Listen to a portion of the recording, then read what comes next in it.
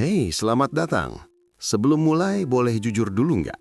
Pernahkah kamu menyimpan uang di tabungan selama setahun penuh, terus pas dihitung ulang, daya belinya kok malah turun? Beli beras masih segitu, tapi harganya sudah beda. Itu bukan perasaan, itu inflasi yang sedang kerja diam-diam menggerogoti hartamu. Di 2026 ini, inflasi Indonesia memang resminya dijaga di kisaran 2,5%. Angka itu kelihatan kecil, tapi kalau tabunganmu cuma menghasilkan bunga 1-2% per tahun, secara real kamu sedang rugi. Uangmu berkurang nilainya setiap hari tanpa kamu sadari. Ini bukan teori, ini matematika sederhana yang jarang diajarkan di sekolah. Nah, disinilah banyak orang salah langkah. Mereka pikir yang penting nabung, padahal nabung di tempat yang salah sama saja seperti menaruh es batu di luar kulkas, lama-lama mencair sendiri. Jadi pertanyaannya sekarang, kamu mau terus begitu atau mau belajar cara bermain aman yang sesungguhnya? Selamat datang di Ashabul Yamin, channel yang hadir untuk menemanimu membangun harta yang bukan cuma banyak, tapi juga berkah dan tenang di hati. Kalau ini pertama kali kamu singgah di sini, jangan lupa subscribe dulu ya, biar ilmunya nggak putus di sini saja. Di episode kali ini, kita akan bedah tuntas sebuah strategi yang sudah teruji. Bukan cuma secara logika ekonomi modern, tapi juga selaras dengan prinsip hifzul ma'al, yaitu menjaga dan melindungi harta dalam Islam. Kita akan bicara soal dua aset yang paling sering diperdebatkan, emas versus properti. Kalau kamu nonton sampai habis, kamu akan paham mana yang cocok untuk kondisi keuanganmu sekarang, bagaimana cara memulai meski modal terbatas, dan kenapa dua aset ini bisa jadi tameng paling kuat melawan inflasi 2026. Yuk, kita mulai? Oke, kita mulai dari pertanyaan yang bikin banyak orang galau. Kenapa cara lama sudah nggak cukup? Dulu, simpan uang di bank, dapat bunga 5-6%, hidup aman. Tapi dunia berubah. Bunga deposito sekarang di kisaran 3-4% saja. Sementara inflasi real, kalau kamu hitung biaya hidup nyata, bisa lebih dari itu. Belum lagi soal gaya hidup. Data menunjukkan konsumerisme di Indonesia terus meningkat. Generasi 20-35 tahun jadi kelompok yang paling rentan, karena di satu sisi penghasilan baru mulai tumbuh, tapi di sisi lain godaan belanja, cicilan, dan FOMO investasi seperti kripto atau saham gorengan terus mengintai. Ini yang secara logika disebut jebakan keinginan sesaat dalam ekonomi. Kita terus-terusan ngejar tren, beli yang kelihatan keren, tapi aset produktif tidak pernah dibangun.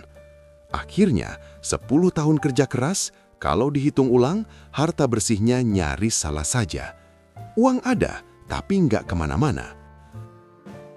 Survei Populix Januari 2026 mengungkap fakta menarik. 80% responden Indonesia memilih emas sebagai aset paling dipercaya di tengah ketidakpastian ekonomi. Itu artinya, secara naluri, masyarakat kita sudah mulai bergerak ke arah yang benar, lindung nilai, bukan spekulasi. Tapi apakah emas saja sudah cukup atau properti lebih unggul? Disinilah debatnya sering panas. Tim emas bilang liquid, bisa dimulai dari Rp10.000, nggak perlu KPR. Tim properti balas, nilainya naik terus, dapat pasif income dari sewa, aset nyata. Dua-duanya punya poin kuat. Dan justru disinilah kita perlu duduk sebentar dan berpikir lebih cerdas dari sekedar ikut-ikutan tren. Oke, sekarang kita masuk ke bagian yang paling kamu tunggu.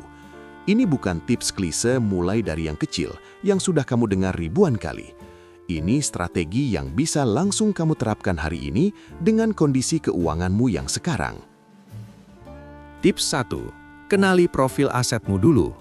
Sebelum beli emas atau properti, tanya dirimu, butuh dana dalam 1-3 tahun ke depan? Atau ini uang yang bisa dikunci 5-10 tahun? Kalau jangka pendek atau kamu butuh likuiditas tinggi, emas adalah jawaban terbaik.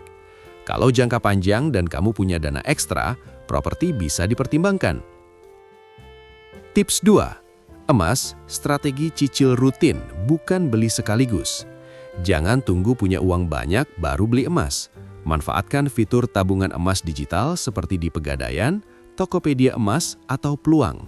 Cicil rutin tiap bulan, misalnya Rp200.000 sampai Rp500.000 dengan strategi DCA, Dollar Cost Averaging. Harga naik atau turun, kamu tetap beli. Jangka panjang, hasilnya jauh lebih optimal dibanding menunggu waktu yang tepat. Tips 3. Properti mulai dari yang bisa dijangkau, bukan yang paling keren. Salah satu kesalahan terbesar investor properti pemula adalah langsung incar lokasi premium. Coba lihat kawasan penyangga kota besar yang didukung infrastruktur transportasi publik. Tahun 2026, area seperti ini sedang dalam siklus pertumbuhan. Harga masih terjangkau, potensi capital gain-nya besar. Tips 4. Diversifikasi cerdas. 60-30-10. Ini rumus sederhana tapi powerful. Alokasikan 60% aset lindung nilai ke emas, stabil, liquid, 30% ke properti produktif, tanah atau unit sewa, dan 10% sisanya boleh ke instrumen lain seperti sukuk atau reksadana syariah.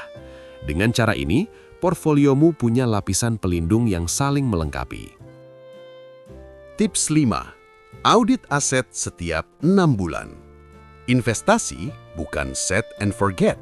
Setiap 6 bulan, hitung kembali. Apakah asetmu tumbuh di atas inflasi? Apakah ada aset yang perlu di-rebalancing? Kebiasaan audit ini yang membedakan investor yang hartanya berkembang dengan yang jalan di tempat. Biasakan, jadwalkan, dan lakukan konsisten. Nah, sekarang sampai di bagian yang paling aku suka. Karena semua tips tadi, yang teknis, yang logis, yang berbasis data, itu semua penting. Tapi ada satu hal yang lebih penting dari semua itu. Dan itu yang membuat channel ini berbeda. Kenapa emas dan properti aku sarankan? Bukan semata-mata karena data ekonominya bagus, tapi karena di Ashabul Yamin, kita percaya bahwa harta bukan cuma soal angka di rekening. Harta adalah amanah, dan menjaga amanah itu ada namanya dalam Islam. Hifzul mal, menjaga harta dengan cara yang benar dan bertanggung jawab. Emas dalam sejarah Islam sudah menjadi standar nilai sejak zaman Rasulullah SAW. Dinar emas adalah mata uang yang adil. Nilainya tidak bisa dimanipulasi oleh kebijakan cetak uang. Ketika kita menyimpan emas, secara tidak langsung, kita sedang berdiri di atas fondasi yang sudah teruji ribuan tahun. Bukan tren, bukan spekulasi, tapi warisan peradaban. Properti pun demikian. Dalam fikih muamalah, memiliki tanah dan bangunan adalah salah satu bentuk pengelolaan harta yang paling dianjurkan, asalkan prosesnya halal. Tidak ada riba, tidak ada gharar, ketidakjelasan, dan tidak ada kezoliman.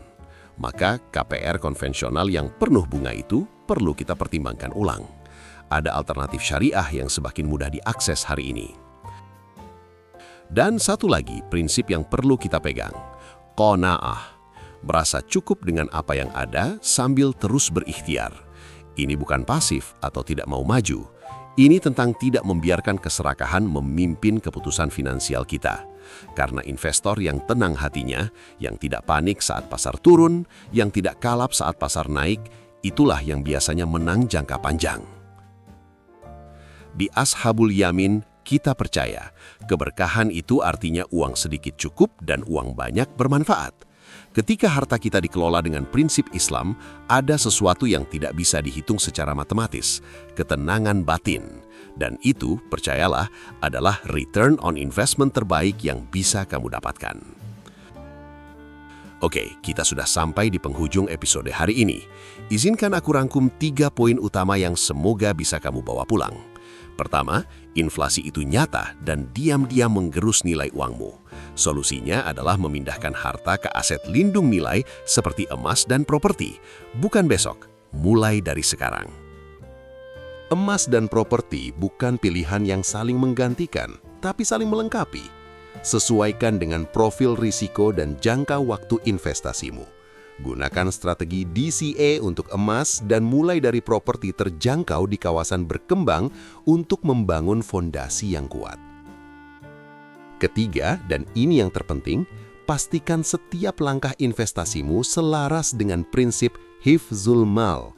Jauhi riba, jauhi spekulasi, dan bangun harta di atas fondasi keberkahan. Karena harta yang berkah bukan hanya cukup untuk dunia, tapi juga menjadi bekal yang baik untuk akhirat. Kalau episode ini bermanfaat, tolong bantu share ke satu orang yang kamu sayangi. Siapa tahu ilmu ini bisa mengubah kondisi keuangan keluarganya. Jangan lupa klik subscribe dan aktifkan loncengnya agar kamu tidak ketinggalan episode berikutnya. Dan kalau ada pertanyaan atau pengalaman investasi yang ingin kamu ceritakan, tulis di kolom komentar ya. Aku baca semuanya. Gaji UMR bisa bebas finansial? Strategi anti miskin yang diajarkan ulama keuangan. Jangan sampai kelewatan, karena episode ini akan membongkar rahasia yang jarang dibahas di channel manapun. Sampai jumpa di episode berikutnya. Barakallahu fikum.